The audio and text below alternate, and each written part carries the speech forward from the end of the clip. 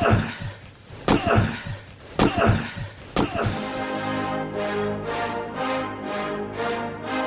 rolls out to the right, pitches off to Taylor, and Taylor's to the 20, down to the 15, down to the 10, 5, 4, 3, 2, 1. Touchdown, Billy Taylor! Touchdown, Billy Taylor! Billy Taylor scored a touchdown from 21 yards out. The crowd goes berserk. It was November 22nd, 1969. That they came to Barry, Michigan, all dressed in maize and blue. The words were said, the prayers were read, and everybody cried. But when they closed the coffin, there was someone else inside. Oh, they came to Barry, Michigan, but Michigan wasn't dead. And when the game was over, it was someone else instead. 11 Michigan Wolverines put on the gloves of gray, and as the organ played the victors, they laid Woody Hayes away. Under center is Wangler at the 45. He goes back. He's looking for a receiver. He throws downfield to Carter.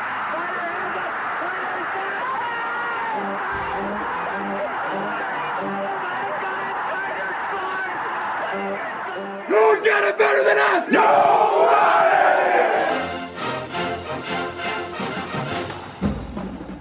Welcome to the Michigan Man Podcast on Wolverine Sports Radio, a member of the V Sporto Network, and in partnership with SB Nation's Maize and Brew, for Wolverine fans from coast to coast. Go Blue, and welcome to the Visitors Edition of the show for this Big Ten Championship Week. I'm your host, Mike Fitzpatrick. With us today is Iowa beat writer Kennington Smith from the Des Moines Register. Before he joins us, let's get started with my view from Section 17 as we do each week. What a crazy week it's been so far. As Michigan fans, this week is a whole new experience for us. Getting ready for the Big Ten Championship game, it still seems very surreal. And scheduling someone from Iowa to chat with us wasn't easy either. Most of their radio and TV guys, beat writers, also cover Hawkeye basketball, so it's double duty on a crazy week. It's been a few years since we've played Iowa, and nothing has changed. Coach Kirk Ferentz always produces a well-coached, fundamentally sound team. This year is no exception. In the last 30 years or more, I can't even remember an easy game when we've played them. They don't have the 4 or 5 star recruits, but they develop 2 and 3 star guys as well as anyone in the country. Just check out NFL rosters. Iowa started the season out on fire and was ranked as high as number 2 in the country. Then they lost to Purdue and Wisconsin. Since that time, they have bounced back and they're playing solid football. On offense, they play the game the same way as us. They have a very good offensive line and like to run the football. They have had issues with quarterback production and don't have the game-breaker receivers, but they are good enough. This is an offense that wants to run clock and pound the rock. The defense, very good. When you compare Iowa's numbers against ours, they are virtually the same. They are strong against both the run and the pass game, and they thrive on takeaways. They will be a challenge. My guest today says the Hawkeyes might be underdogs, but they are used to that, and welcome the opportunity to play Michigan. They will not be intimidated. With us on our Big Ten Visitor Show today is Hawkeye beat writer Kennington Smith from the Des Moines Register. So stay with us.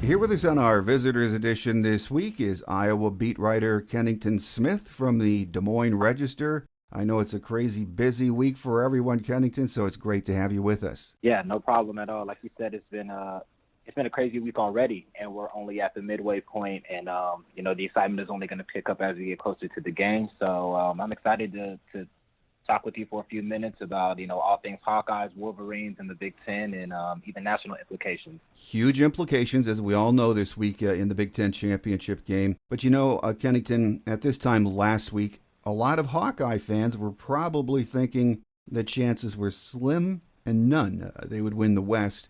But here we are, a week later, and Iowa is heading to Indy. The fan base has to be absolutely elated. Yeah, no, the fans are over the moon right now, and it's actually pretty ironic that Iowa beats Nebraska last Friday, and now they're turning to Minnesota, one of their biggest rivals, and cheering for them openly to beat Wisconsin, another big rival, in order to send them to the Big Ten championship. But throughout the week, and we've had a lot of media availability with players and coaches, and of course we see what the fans are saying on Twitter. There seems to be a large amount of joy about this specific team making it to the Big Ten championship. They've talked all year about how close this team is, how much they like each other, and really how much they've overcome in the last 18 months or so to get to this point. So to see a team that you thought would have an opportunity to play for a Big Ten championship, get that opportunity as a fan, is really all that you can ask for. Very true. And in every season, as we know, there are ups and downs. It never goes the way you would like it to. And that was certainly the case for the Hawkeyes this year. They started out on fire, got up to number 2 in the country, and then, boom, lost 2 games. So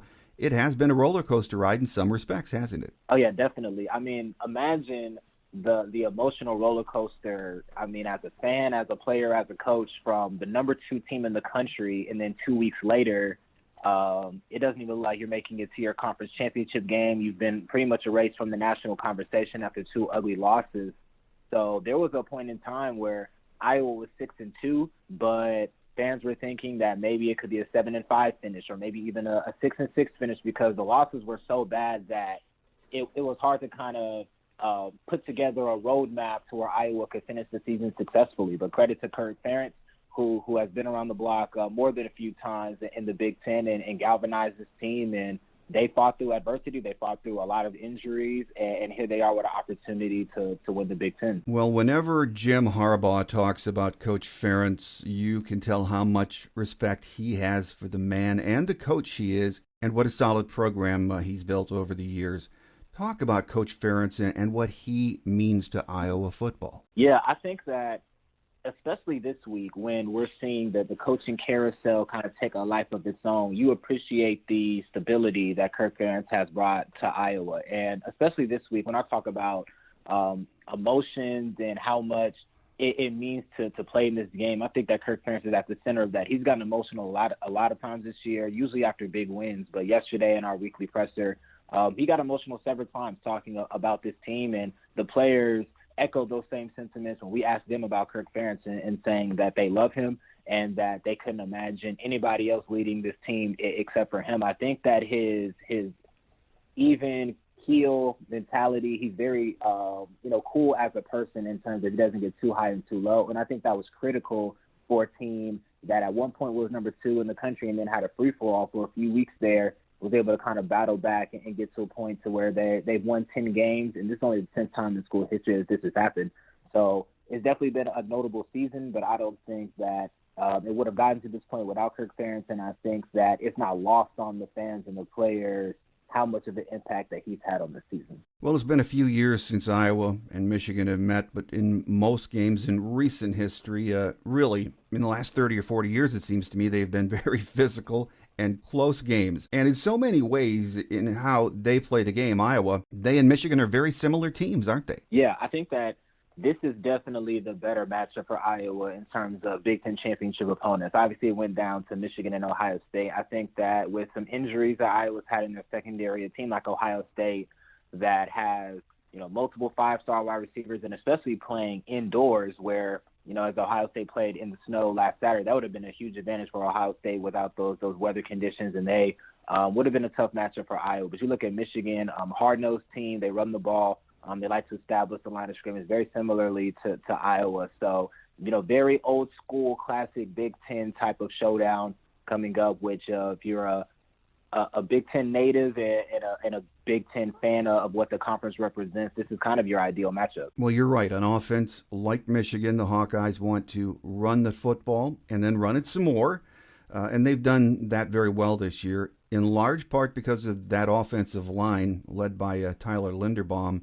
They are a very good unit, aren't they? Yeah, the offensive line has had its ups and downs this year. They had an injury to Kyler Schott, who was named second team All Big Ten today, who missed some time early in the season. He's been battling through injuries, and he's just now starting to get healthy in this latter part, which has really helped. But this is an offensive line that, and this is my first year covering the beat, but from my understanding, freshmen usually don't start on the offensive line, and they've had two freshmen starting throughout the year.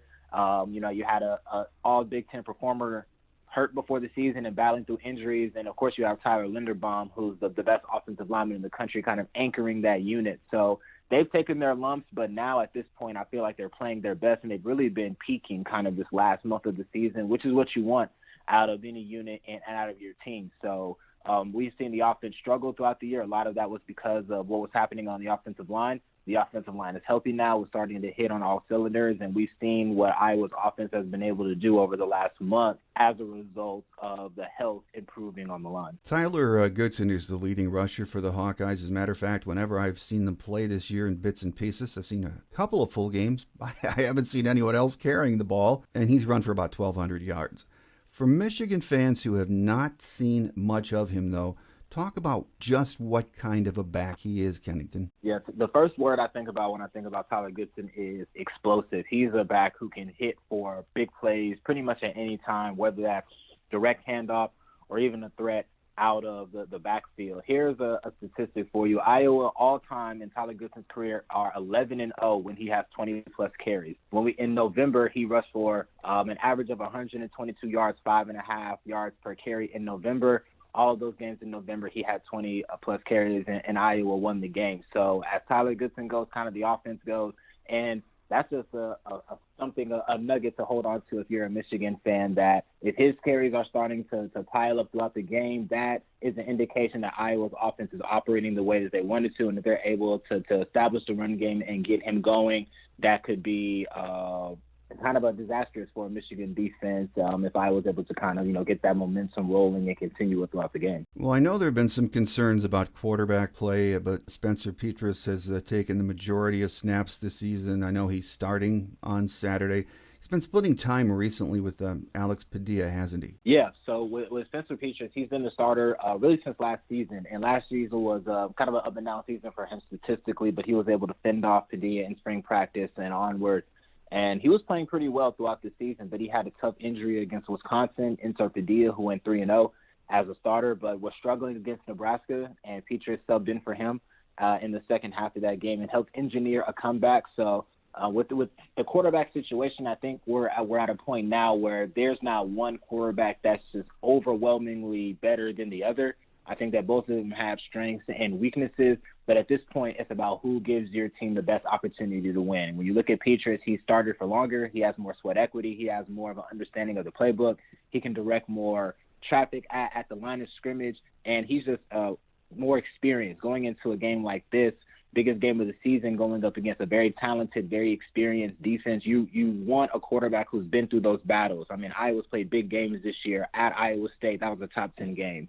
Penn State, that was a top 4 matchup. On the road at Maryland, at that point, Maryland was 4-0. That was a nationally televised game. That was a big spot for Iowa. So he's kind of been in those moments, and he's been through those battles, and I feel like the coaching staff is kind of leaning on that experience in this game. But with that being said, if something were to go awry on offense, Kirk Ferentz has said that he doesn't have a problem going to Padilla for a spark plug. Well, like Michigan, Iowa has a very stout defense. When you look at the numbers, there's virtually no difference between the two defenses. The Hawkeyes just really don't have many weak spots to attack, do they, Kennington? Right. No, not at all. I mean, it's a defense that is extremely disciplined. We have Phil Parker, of course, somebody who has been there for a long time and one of the top assistants in the country. I mean, this is a defense that usually doesn't beat themselves. And the only team that I've seen do it this year in a way where they've kind of methodically attacked them is Purdue. From what I understand, that's just a very tough matchup for Iowa's defense, and they're an offense in Purdue that just kind of knows how to attack them. But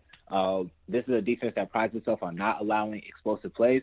So that's going to be paramount in this game. This is a matchup, a really good defenses, I think. I don't think this is going to be much of a shootout. I see this more of a defensive struggle. So yards are going to be at a premium and big plays are going to be at a premium. So defensively, if you miss an assignment, if you take a bad angle, that could result in one play that could really change the course of the game. So I think that if you're Michigan or Iowa on the other side, it's going to be a matter of out-executing the other side of the ball because this is a defense that is extremely disciplined, just like Michigan's is as well. Exactly right. I think scoring is going to be at a premium in this game. One of the very impressive things about this Iowa defense is they have caused a lot of turnovers, haven't they? Yeah, I think that's been the hallmark of this defense. And I think it was after the Maryland game where they forced 7 turnovers. There was a question going around at media availability of, is this luck or is this skill? And the players said that it's more skill and preparation than anything because Phil Parker schemes them up to be at the right place at the right time.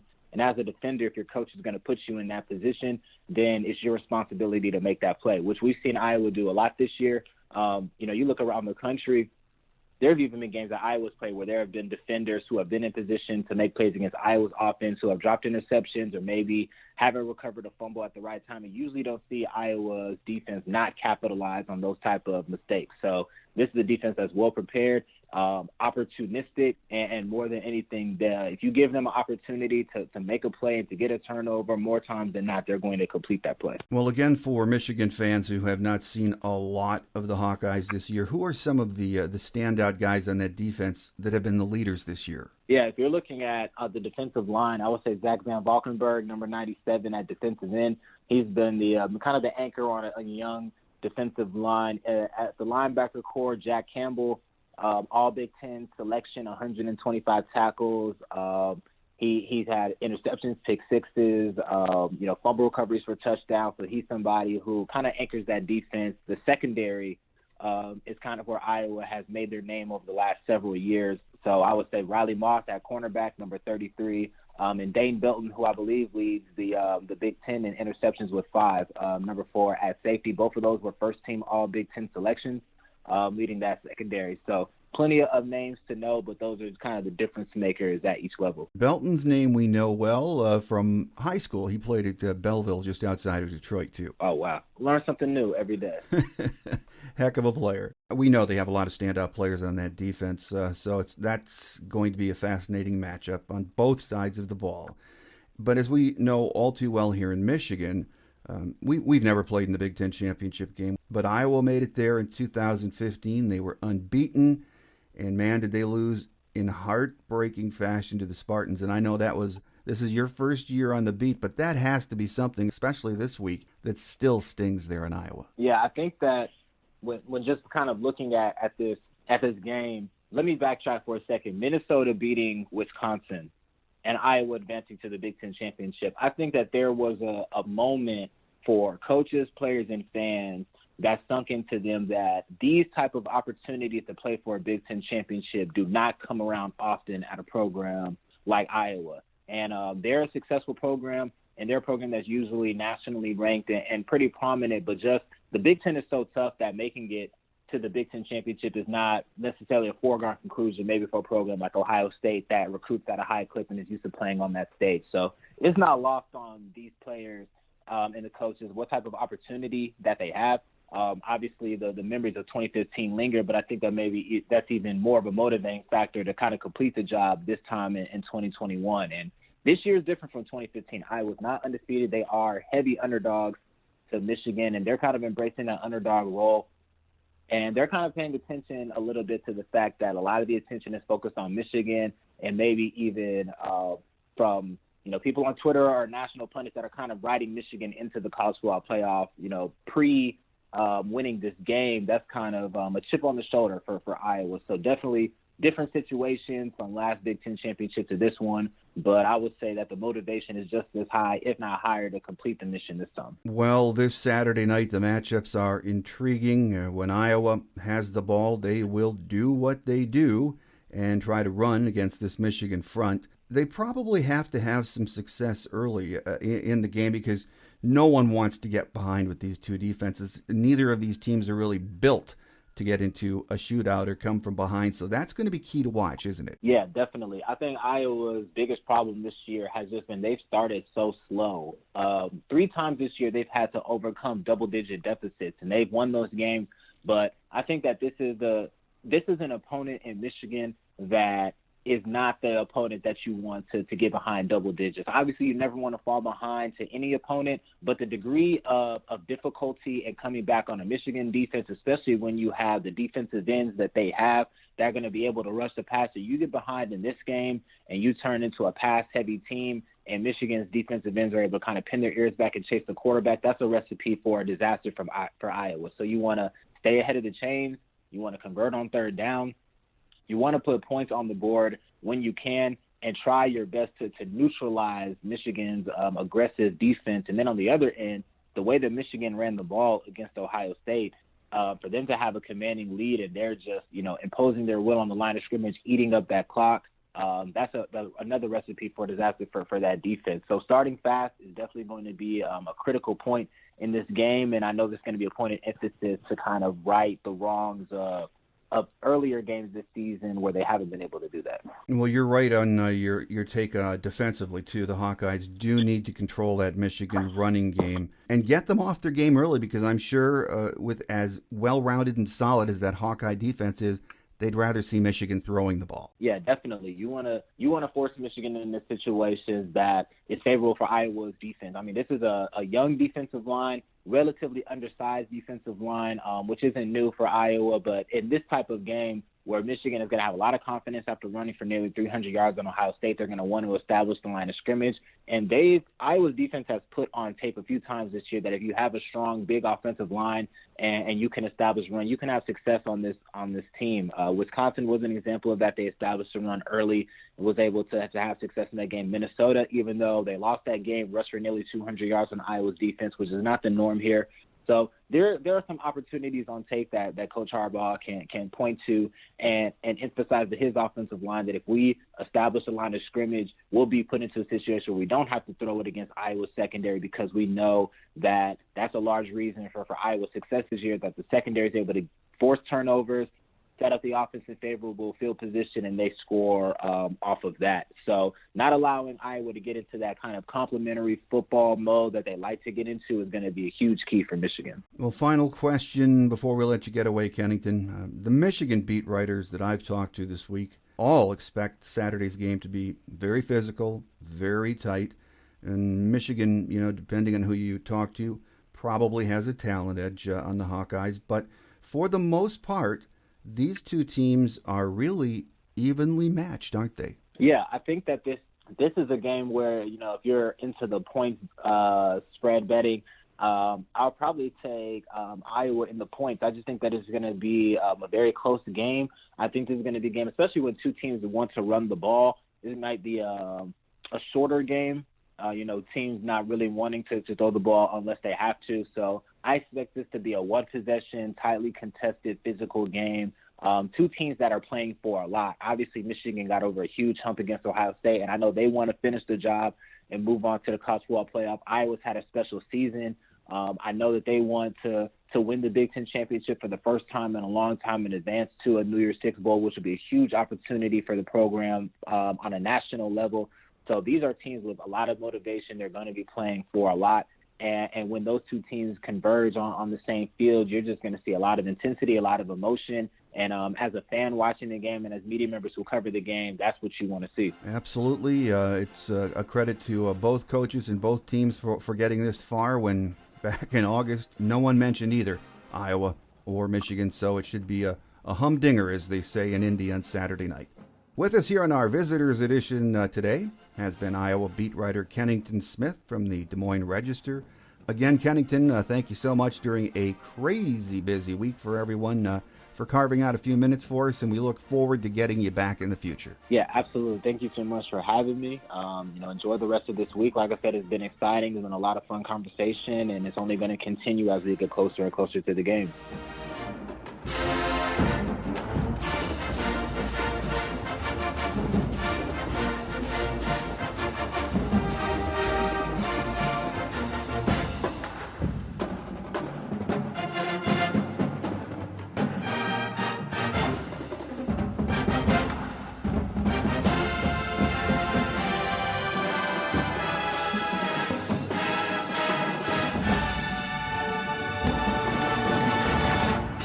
On Quick Hits today, we are as healthy right now as we've been since early in the season, so injuries will not be a factor in this Big Ten championship game.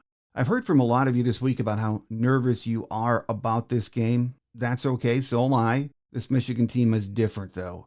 They've proven that to us all year. I don't think there will be any letdown after that monumental Ohio State win last Saturday.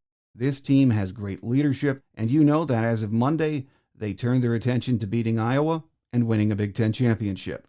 They know what is at stake in this game. Win, and you're in the playoffs. That's not to say Saturday's game will not be a nail-biter, but I think the mental makeup of this team is built to play under pressure and deliver. They've proven that to us many times this season. We don't have to worry about the weather in Lucas Oil Stadium on Saturday. It will be perfect. Game time is just after 8 p.m. Saturday evening.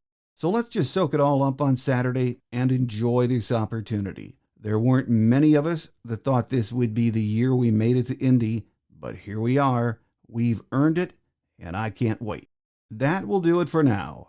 Next week we'll be back to recap the Big Ten championship game and hopefully be talking about a trip to the playoffs and who our opponent will be. Joining us will be beat writer Aaron McMahon from M Live. So make sure you tune in next week. I'm your host, Mike Fitzpatrick. Have a great Wolverine weekend, everyone. Think victory, beat Iowa, and we will be Big Ten champions. Until we meet again, take care, and as always, go blue. Thanks for joining us today on The Michigan Man, here on Wolverine Sports Radio, a member of the V Sporto Network, and in partnership with SB Nation's Maize and Brew. Our listener lines are open 24/7 for your calls at 313-263-4842. That's 313-263-4842.